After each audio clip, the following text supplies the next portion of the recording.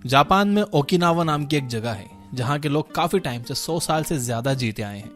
हमारे यहाँ बहुत कम लोग हैं जो 100 की एज को क्रॉस कर पाते हैं, लेकिन इस जगह पर बहुत कम लोग हैं जो नेचुरल कॉजेज की वजह से 100 साल से पहले मर जाते हैं। इनफैक्ट आपको यहाँ पर 80 साल की उम्र के लोग खेतों में मेहनत करते हुए मिल जाएंगे। इकिगाई नाम के बुक में कुछ राइटर्स ने इस कल्चर को एक्सप्लोर किया और ये देखा कि आखिर ये लोग ऐसा क्या कर रहे हैं जो कि ये लंबे टाइम तक जी पाते हैं। इन्हें ज्यादा बीमारी नहीं होती और ये ओल्ड एज में भी काफी फिट और एक्टिव रहते हैं। वैसे तो इस बुक में हेल्थ के काफी सारे एस्पेक्ट्स को एक्सप्लोर किया गया है, जैसे yoga, physical activity and work life culture. लेकिन इस वीडियो में हम स्पेसिफिकली देखेंगे इस कल्चर में लोगों के खाने से रिलेटेड हैबिट्स क्या हैं। हम देखेंगे कि यहाँ के लोग किस तरह से अपने खाने को खाते हैं जिससे ना सिर्फ ये लंबा जीते हैं बल्कि इन्हें बीमारियां भी कम होती हैं और ये बूढ़ी उम्र में भी खेतों में काम कर पाते हैं। सबसे पहले आपको ये समझना होगा कि खाना आपकी बॉडी में पचता कैसे एंड आपकी बॉडी में खाना सच में पच रहा है या सड़ रहा है। खाने का डाइजेशन हमारे मुंह में ही स्टार्ट हो जाता है। हमारे मुंह में प्रोड्यूस होने वाला सलाइवा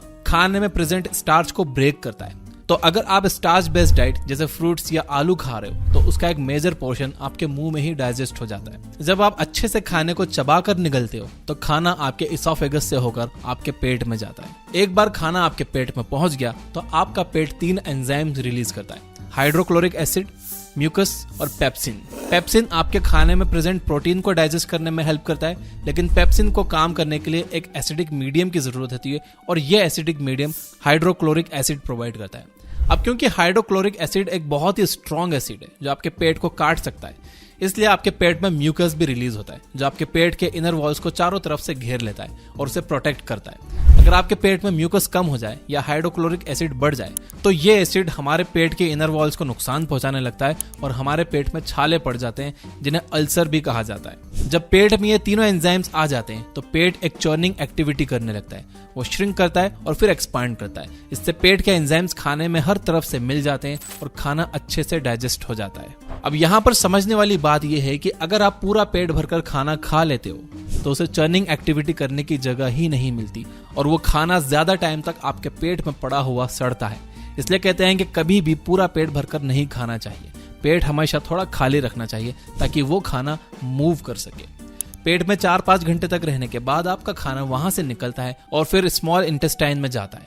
यहाँ उसकी मुलाकात बाइल जूस से होती है जो कि आपके लीवर में प्रोड्यूस होता है। बाइल जूस आपके खाने में प्रेजेंट फैट को डाइजेस्ट करता है। इसके अलावा यहाँ पर आपके खाने में कुछ पैनक्रियाटिक और इंटेस्टाइनल जूसेस भी मिक्स होते हैं जो प्रोटीन को और डाइजेस्ट करने का काम करते हैं। इंटेस्टाइन्स में पेरिस्टोलिसिस मूवमेंट होता है जिसके हेल्प से खाना आगे की तरफ मूव करता है। इसीलिए फिजिकल एक्टिविटी बहुत जरूरी है। जब आप फिजिकल एक्टिविटीज करते हो तो इंटेस्टाइन्स के लिए पेरिस्टोलिसिस मूवमेंट और आसान हो जाता है। रास्ते में आपके स्मॉल इंटेस्टाइन्स की वॉल आपके खाने से न्यूट्रिएंट्स को अब्सॉर्ब करके उसे आपके ब्लड सेल्स तक पहुंचा देती है। जो खाना सही से डाइजेस्ट नहीं हो पाता वो बाकी के वेस्ट मटेरियल के साथ आपके लार्ज इंटेस्टाइन में चला जाता है और वहां से बाहर निकल जाता है। अब जब आप डाइजेशन के प्रोसेस को अच्छे से समझ गए हो तो आइए देखते हैं कि आप किस तरह से अपने ईटिंग हैबिट्स को इंप्रूव कर सकते हो। और ये वीडियो का सबसे इंपॉर्टेंट पार्ट है, ध्यान से सुनना। Number 1, chew your food well.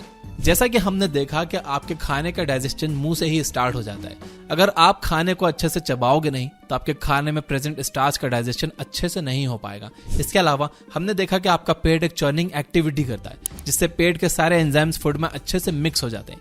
Imagine करो कि आपने अपने खाने को अच्छे से नहीं चबाया और आपके पेट में कुछ सॉलिड फूड पार्टिकल्स चले गए। ऐसे में वो एंजाइम्स आपके खाने में अच्छे से मिक्स नहीं हो पाएंगे और वो सॉलिड फूड अच्छे से डाइजेस्ट नहीं होगा।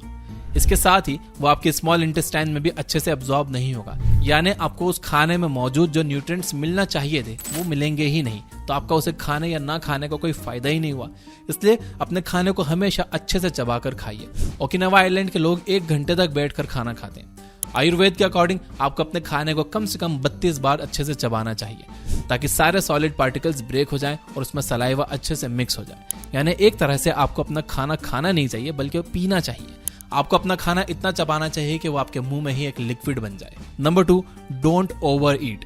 हमें लगता है कि ज्यादा खाने से हमारे अंदर ज्यादा एनर्जी रहेगी और हम हेल्दी रहेंगे, लेकिन ऐसा नहीं। इकिगाई में कहा गया है कि आपको अपना खाना सिर्फ 80% कैपेसिटी तक खाना चाहिए। हमने देखा कि आपके पेट में एक चर्निंग एक्टिविटी होती है जिससे आपके पेट में मौजूद एंजाइम्स आपके खाने में मिक्स हो जाते हैं। इमेजिन कीजिए कि आपका पेट पूरी तरह से खाने से भरा हुआ है और उसमें बिल्कुल स्पेस नहीं है। ऐसे में आपके पेट को चर्न करने में प्रॉब्लम होगी, उसमें एंजाइम्स अच्छे से मिक्स नहीं हो पाएंगे एंड आपका खाना पचेगा नहीं बल्कि सड़ेगा। एंड जब खाना सड़ता है तो हमें एसिडिटी होती है, मुंह से बदबू आने लगती है, इसलिए आप कभी भी पूरा पेट भरकर मत खाओ।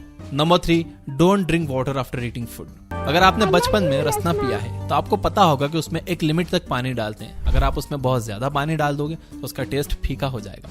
पानी हर चीज को डाइल्यूट कर देता है और उसे कम इफेक्टिव बना देता है। दूध में पानी मिलने से वो पतला हो जाता है और एसिड में पानी मिलने से वो कम इफेक्टिव हो जाता है। जैसा कि हमने देखा कि हमारे पेट में काफी सारे एंजाइम्स रिलीज होते हैं, तो जब हम खाने के ठीक बाद पानी पी लेते हैं तो हमारे ये सारे एंजाइम्स डाइल्यूट हो जाते हैं, उनका असर कम हो जाता है, जिससे हमारा खाना सही से डाइजेस्ट ही नहीं होता। आयुर्वेद में बताया गया है कि खाने के बाद हमारे पेट में जठर अग्नि जलती, जिससे खाना पचता है। अब अगर आप पानी पी लोगे तो वो अग्नि तो बुझ जाएगी, फिर खाना पचेगा नहीं, सड़ेगा। इसलिए खाने से कम आधे घंटे बाद तक आप पानी मत पीजिए।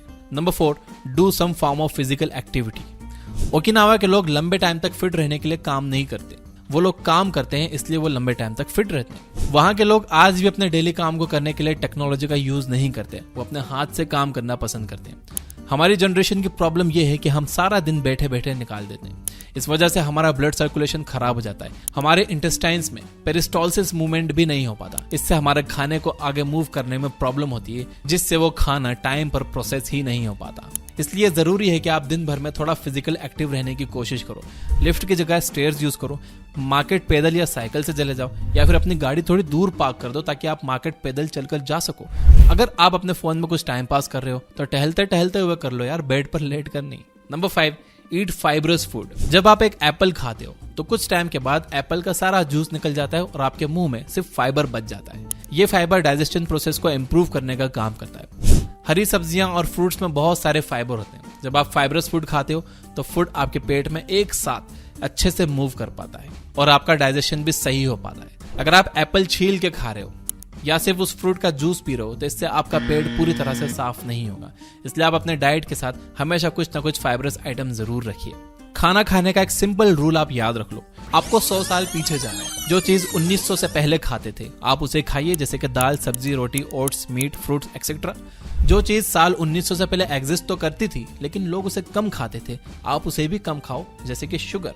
और जो चीज साल 1900 से पहले एग्जिस्ट ही नहीं करती थी आप उसे जितना ज्यादा हो सके उतना ज्यादा अवॉइड करो। इस कैटेगरी में आपके सारे प्रोसेस्ड फूड आइटम और जंक फूड आ जाते हैं। अगर आप इस सिंपल से रूल को फॉलो करोगे तो आपको पेट से रिलेटेड कोई प्रॉब्लम नहीं होगी और लंबा जियोगे और हेल्दी और फिट रहोगे।